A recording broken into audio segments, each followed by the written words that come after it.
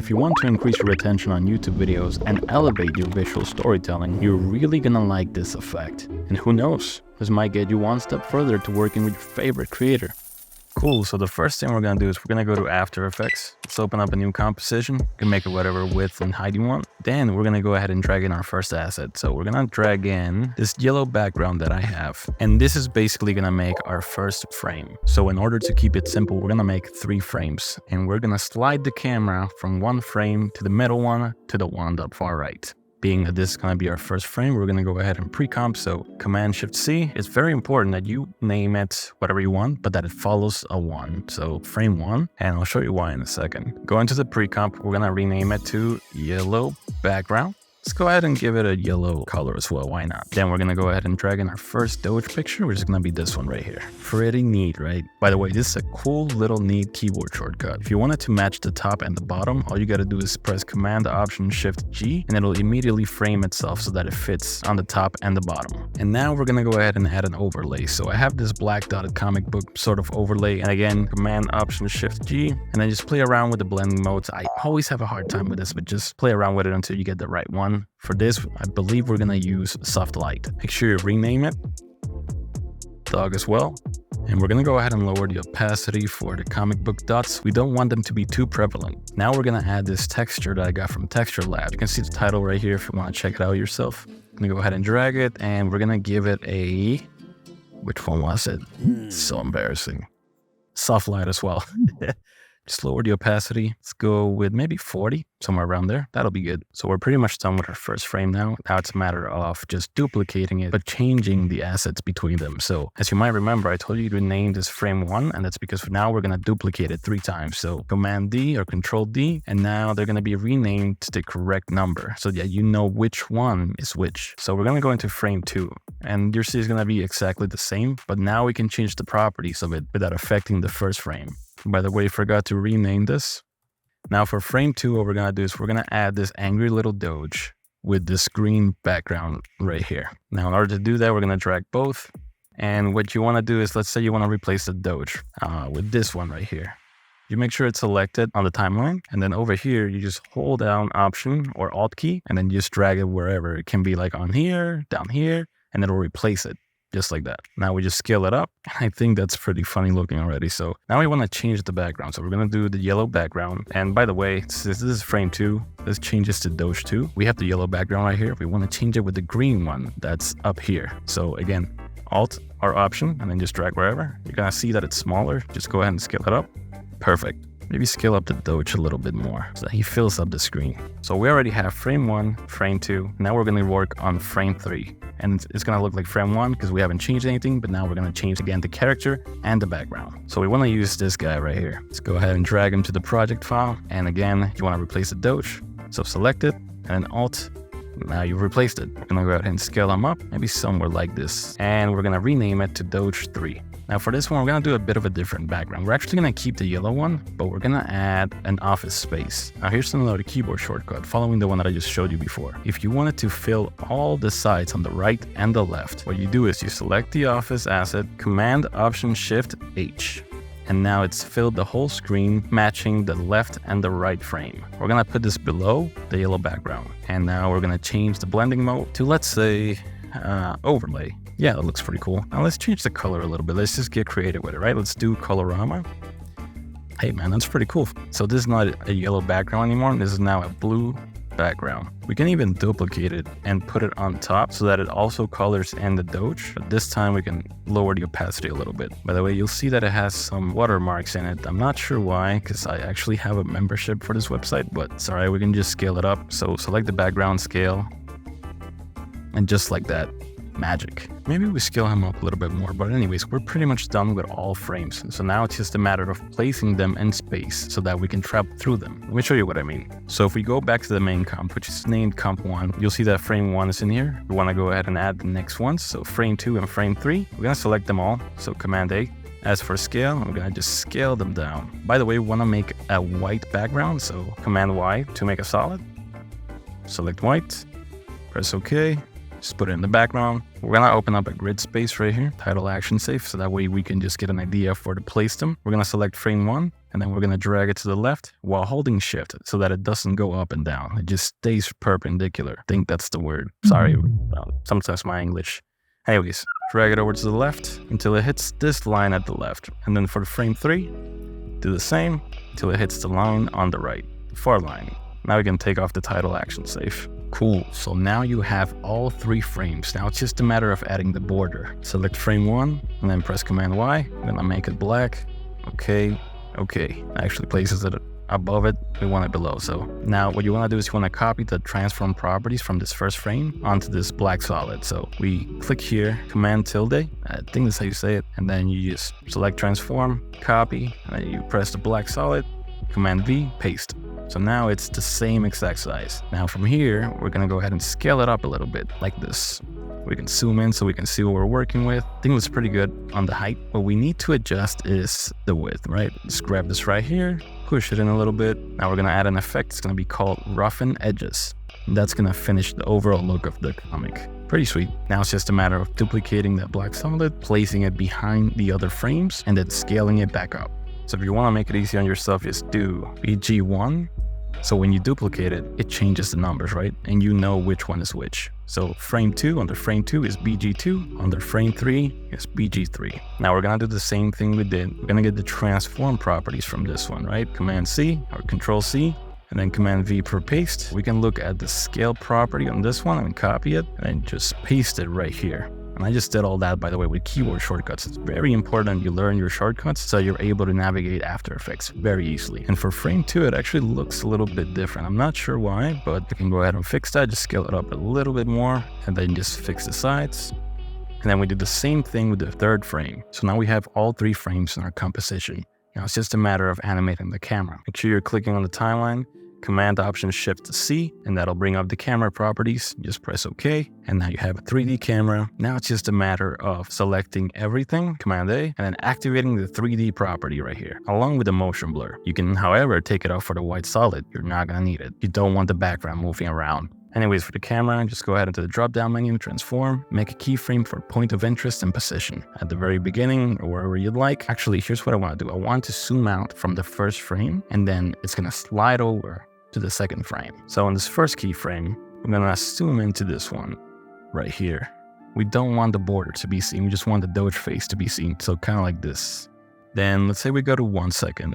We zoom out, and this is what we're gonna see. And it's getting a little laggy because there's a lot going on, but just bear with me. Again, if you wanna make sure it's framed properly, just bring up the title safe action. You can just make sure properly frame it. That looks pretty good. Now you'll notice there's no parallax effect going on. We really want that parallax effect to go on because that's what brings the animation to life. And in order to do that, we're gonna have to activate a few buttons. Let's go back to the first frame, frame 1 composition. What we're basically gonna do is we're gonna make all of these layers 3D and also activate the motion blur. This is important that you do this. Now we're gonna select Doge and the background. We're gonna hit P for position, and we're gonna bring both back to 500. Now you'll notice that it looks like it scaled down, but it didn't scale down. It actually moved back in set space. And the reason why I'm doing that is because when we move the camera, the grunge texture that's on top, it's gonna look like it's a film on the frame. And so when we move the camera around in parallax, it's gonna almost have that effect when you look at an action figure and you kind of like rotate it around and you see the action figure inside, but the plastic covering the action figure is closer to you. And so you get this sort of parallax effect. That's kind of what we want to do. Hopefully that made sense. We want to push the background further. So for the position on the last one, we're going to push this to maybe 1500. Let's do that. Now we just need to scale it back up. Do not use the keyboard shortcut that I taught you earlier, because what that's going to do is, if you notice, let's do it real quick. If we do it with that method, you'll see that the position just went back to 0. So it's no longer back in set space. You're going to want to scale this one manually. Background as well.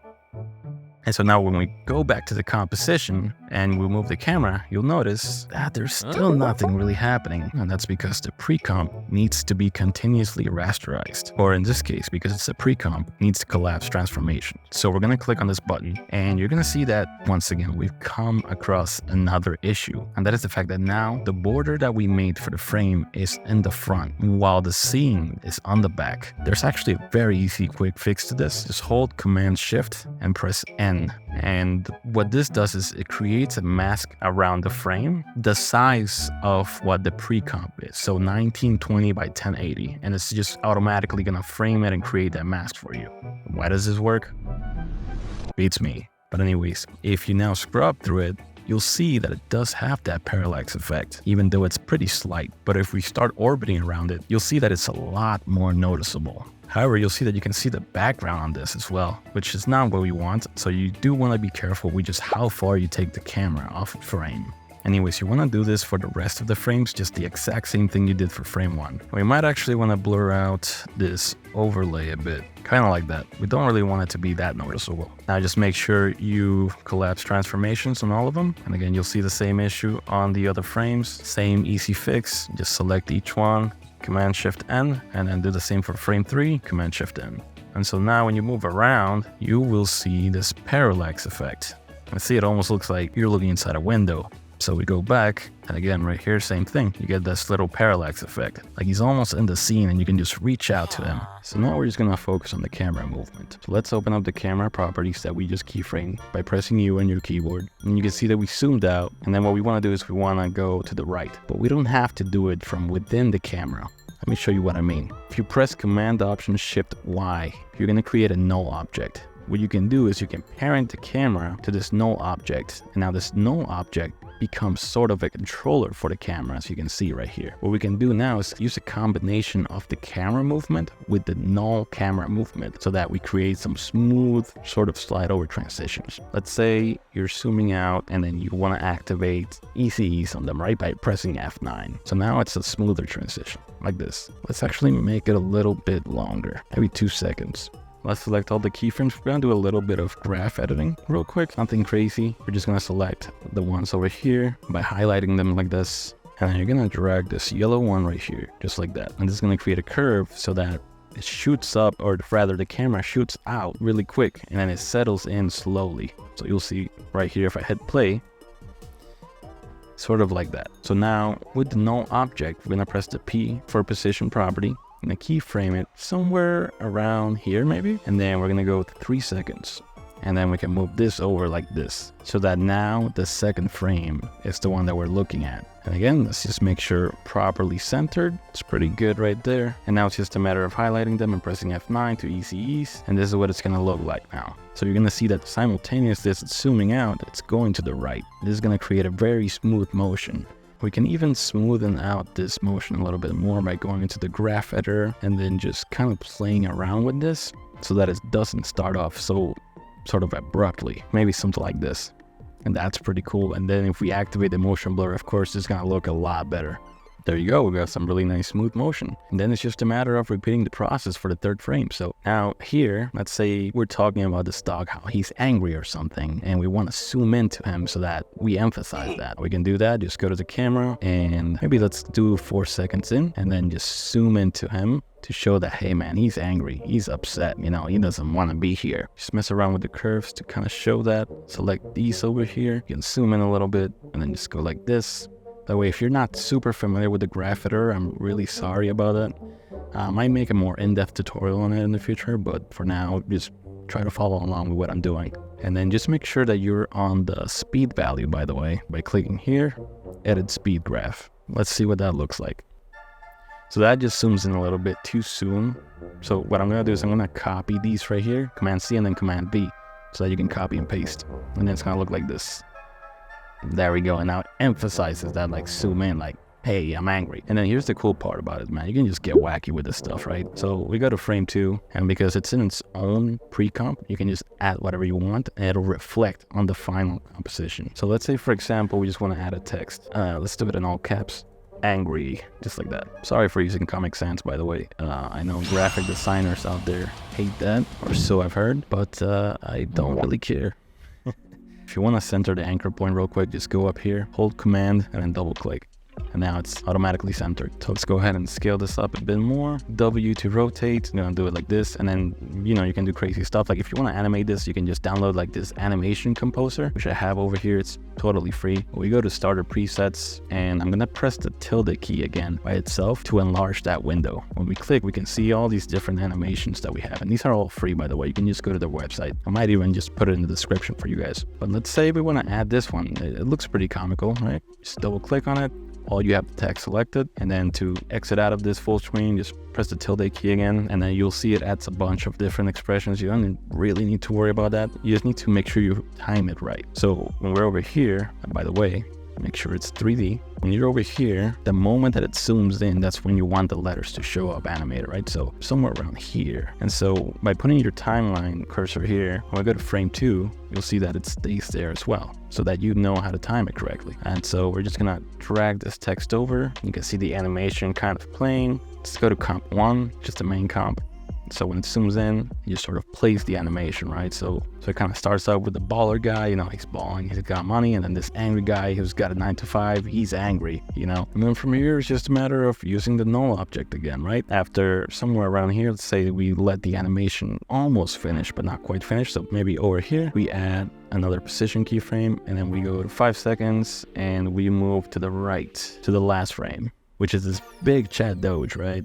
Adonis looking guy. So with this, we can just animate the camera, maybe zooming in, and this could be like maybe the start of the video, right? So like the video starts here, so you zoom in, you get rid of the frames around it, and then the video starts playing from here on out. Or you can just do crazy stuff, you know, just orbit around like this. Whatever you want to do, just, you know, go wild. Now, in order to add some extra elements that are really going to spice it up, go ahead and take off the camera by clicking on this eye icon, and that way it just returns it back to normal. And so we want to add little elements here and there. I looked up this sort of like comic book graphic. It's just like this text box where you can put whatever you want. And then in Photoshop, I'm not really good at Photoshop, but I did do like this little pattern thing. Oh, whoops, actually I did not render it right, so forget that.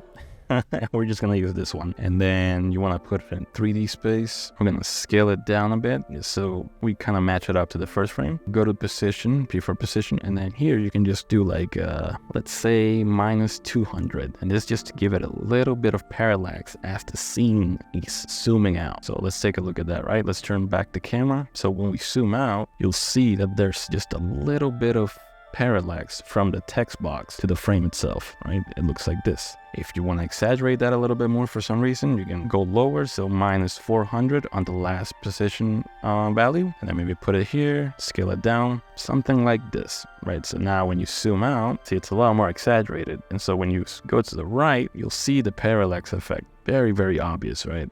And then it's just a matter of adding whatever sort of properties you want. You know, let's say you want to add another text box. You can do that.